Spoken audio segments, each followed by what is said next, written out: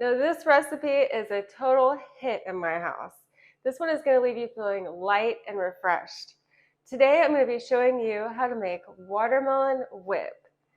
So to make this recipe, it's super easy. It's only 3 ingredients. I'm going to be using 1.5 cups frozen strawberries, 1.5 cups frozen watermelon, and 1 cup of coconut milk.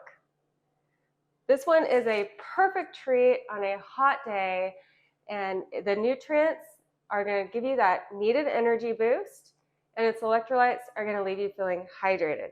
Okay, so in the bottom, the first thing I'm going to do is I'm going to put my liquid. So we have the 1 cup of coconut milk, and I'm going to put the watermelon and the 1 cup of strawberries.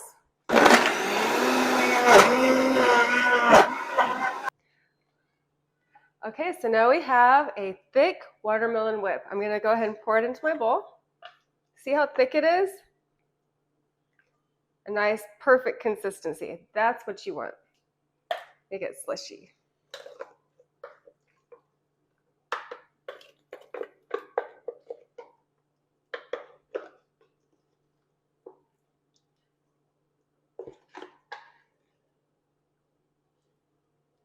And on top of this, what I really like to do is where I take frozen raspberries and I crumble it up. It just gives it that extra little bit of flavor.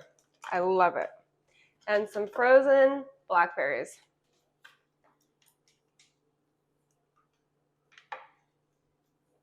So there you have, this is one of my favorite treats. It's perfect on a hot day. You're gonna love it. I definitely recommend. Now this is watermelon whip.